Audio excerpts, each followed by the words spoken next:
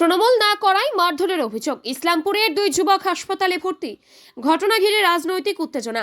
ইসলামপুর পৌরসভার 5 নম্বর ওয়ার্ডের ক্ষুদিরাম পল্লীতে তৃণমূল কংগ্রেস না করার অভিযোগে দুই যুবককে মারধরের ঘটনাকে কেন্দ্র করে চাঞ্চল্য ছড়িয়েছে এলাকায়। অভিযোগের তীর ওই ওয়ার্ডের কাউন্সিলরের প্রতিনিধি রঞ্জিত দে ও তার অনুগামীদের বিরুদ্ধে। জানা গেছে, বুধবার কাজ চাওয়ার দাবিতে স্থানীয় দুই যুবক অমিয় ঘোষ ও সুমন পাল এলাকারই এক যুবক জোপ শর্মার সঙ্গে বচসায় জড়িয়ে পড়েন। সেই বচসা ক্রমশ মারামারিতে রূপ নেয়। অভিযোগ, জোপ শর্মা ও তার দলবল বাস দিয়ে ওই দুই যুবককে বেধড়ক মারধর করে। আহত অমিয় ঘোষ ও সুমন পালকে গুরুতর আহত অবস্থায় ইসলামপুর মহকুমা হাসপাতালে ভর্তি করা হয়েছে। চিকিৎসক সূত্রে জানা গিয়েছে তাদের শারীরিক অবস্থা আশঙ্কাজনক।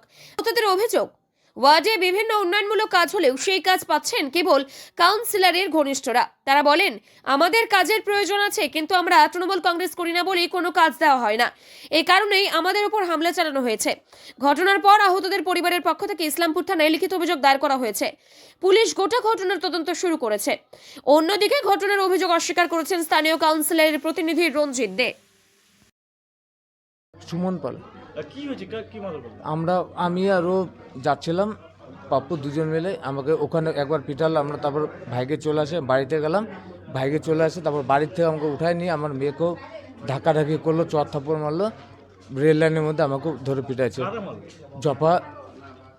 জপা শর্মা এরা আমাকে ধরে পিটালো। এটা কার লোক? আর জানি না এরা কারালো করে, তো রণ কাকুর মানে ইয়েতে করে। এবার তারপর বলতো কেন এইভাবে মারলো আপনাকে? জানি না কিসের জন্য মারলো এভাবে। আপনারা কি কোনো দল করেন? না, আমরা কোনো করি না। কোনো দল করেন না? না, এই যে এভাবে মারে এরকম করে দিচ্ছে, 4টা সেলাই পড়ছে এখানে। এবার বাড়ি থেকে নিয়ে আসে, আমার মেয়েকেও ওইভাবে বাড়ি করছে। থেকে মারছে কি? হ্যাঁ হ্যাঁ? হ্যাঁ, বলেন।